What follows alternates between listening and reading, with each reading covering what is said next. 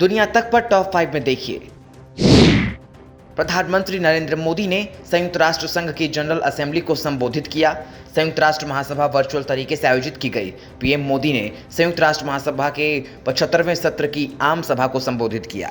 संयुक्त राष्ट्र महासभा में प्रधानमंत्री नरेंद्र मोदी ने अपने भाषण में कहा कि संयुक्त राष्ट्र की प्रतिक्रियाओं में बदलाव, व्यवस्थाओं में बदलाव और स्वरूप में बदलाव आज समय की मांग है।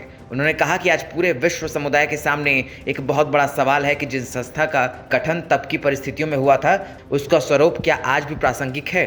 प्रधानमंत्री ने कहा कि हम पूरे विश्व को एक परिवार मानते हैं। यह हमारी संस्कृति, संस्कार और सोच का हिस्सा है। संयुक्त राष्ट्र में भी भारत ने हमेशा विश्व कल्याण को ही प्राथमिकता दी है।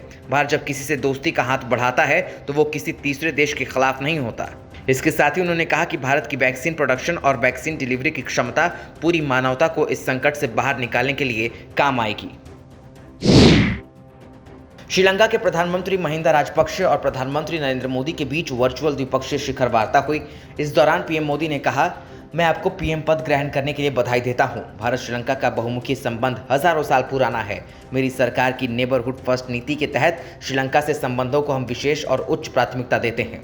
वहीं श्रीलंका के प्रधानमंत्री ने कहा कि हमारे बीच में बहुत पुराने जमाने से रिश्ते मजबूत रहे हैं और ये हमेशा ऐसे ही बना रहेगा। पूरी दुनिया कोरोना महामारी की वजह से संकट में है और भारत ने दोनों देशों के लिए और अन्य देशों की सुरक्षा के लिए जिस तरह का काम किया है, मैं उसके लिए धन्यवाद करता हूं।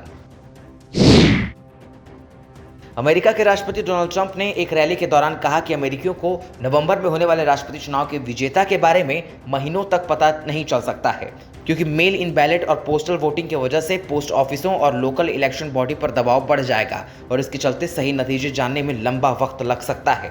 दरअसल इस बार जो चुनाव प्रक्रिया अपनाई जा रही है वो काफ़ी पेचीदा है।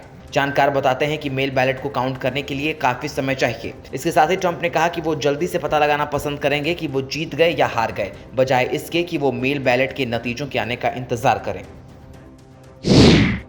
संयुक्त राष्ट्र की एक समिति ने कहा है कि कर चोरी, भ्रष्टाचार और मनी लॉन्ड्रिंग के कारण सरकारों के अरबों डॉलर ज़ाया हो रहे हैं, जिनका इस्तेमाल विश्व में निर्धन लोगों के कल्याण के लिए हो सकता था। गुरुवार को प्रकाशित एक रिपोर्ट में कहा गया है कि हो सकता है कि सरकारें समस्याओं और उनके हल पर सहमत नहीं हों, पर वो कॉरपोरेट कर चोरी के कारण करीब 500 अरब डॉलर का नुकसान उठा रही हैं।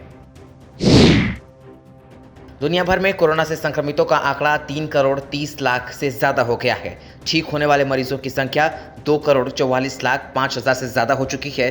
अब तक 9,98,600 से ज़्यादा लोगों की मौत हो चुकी है।